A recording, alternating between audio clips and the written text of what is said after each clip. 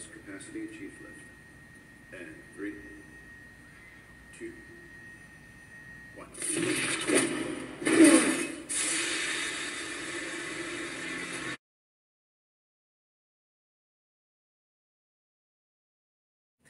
Hey guys, I've got another script today. I am talking about Iron Man. This is part 1 that basically covers the first movie because there's so much to cover with Tony Stark.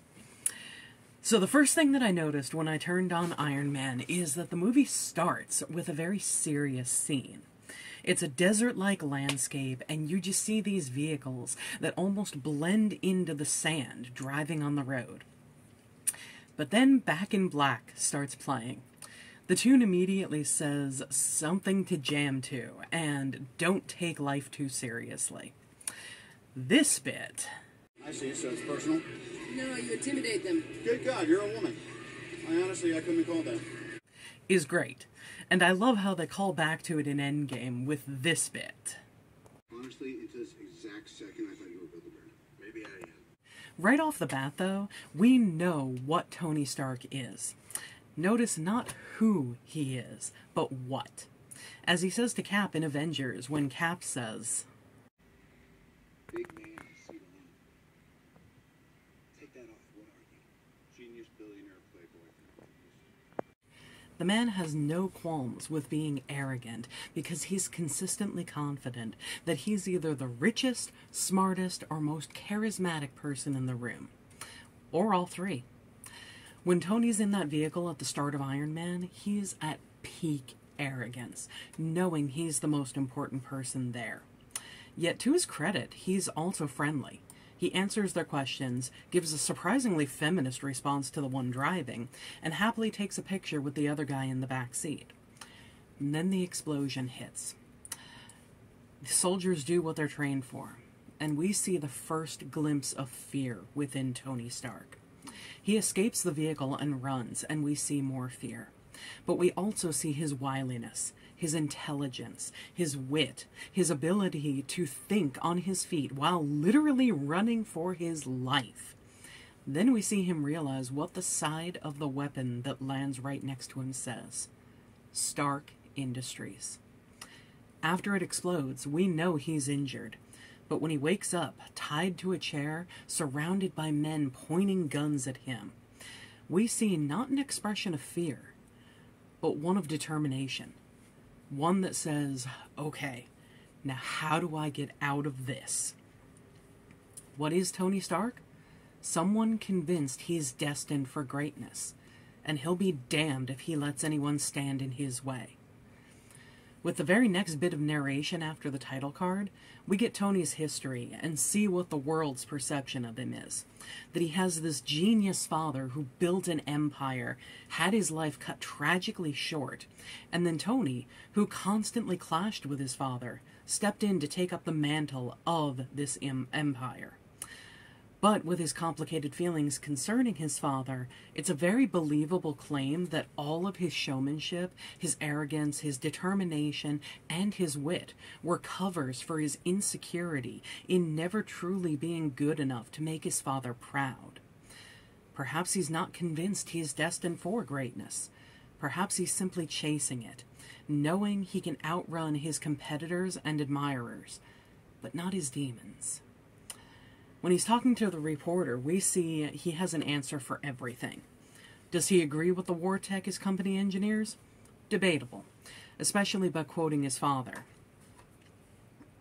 Okay, you're serious. My old man had a philosophy. Peace means having a bigger stick than the other guy. It's very possible he's just parroting what he grew up with.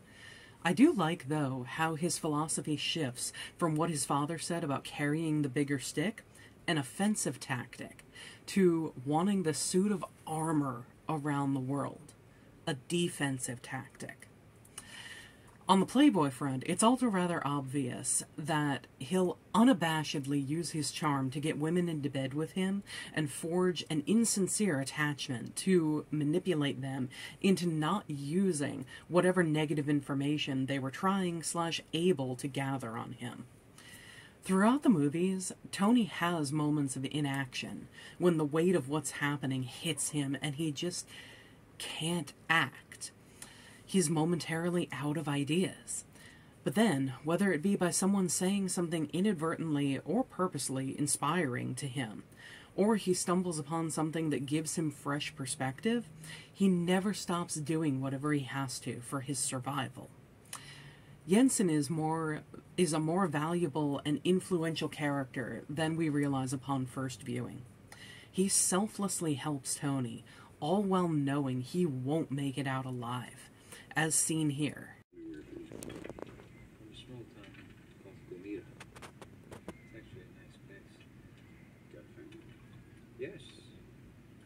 And I will see them when I leave here. And you stop?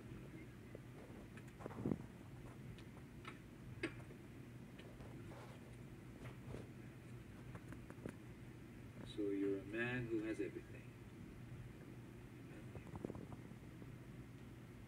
But Tony hasn't realized it yet. He wants to get Jensen out of there, yes, that's his plan. But he's also still so purely focused on his own goals that he doesn't get what Jensen is really saying. Here, We gotta go. Move with me, come on, we got a plan, we're gonna stick to it. This was always the plan, Steve. Come on, you gotta go see your family, get it. My family's dead. I'm going to see them now, Steve. It's okay.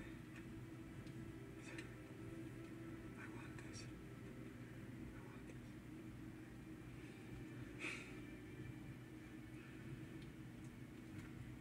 You say to me.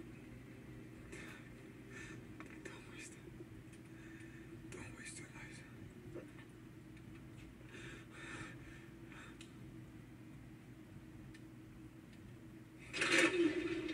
Robert Downey Jr.'s acting is just so on point, so amazing.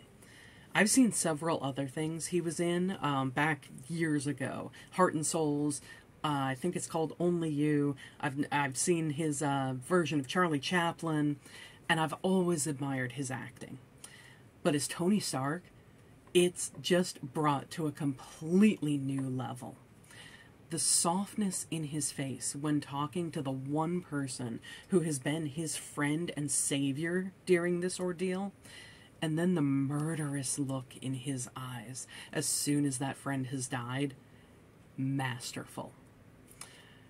And in a literal blaze of fire, Tony burns down his old life and has to figure out his new direction, his new life, and his new purpose. In doing this rewatch, I only just now realized that in this first movie that Tony appears in, and in the last movie he is in, there's a scene where he's injured, been rescued, and is helped off an aircraft to a waiting, worried Pepper Potts. And I kind of love, screw saying kind of, I love full circle moments like that. Upon Tony's press conference, as soon as he gets back, Tony begins defining who he was, who he is, and who he wants to be. The main draw from the press conference is, I'm getting out from under my father's shadow. I'm going to be my own man.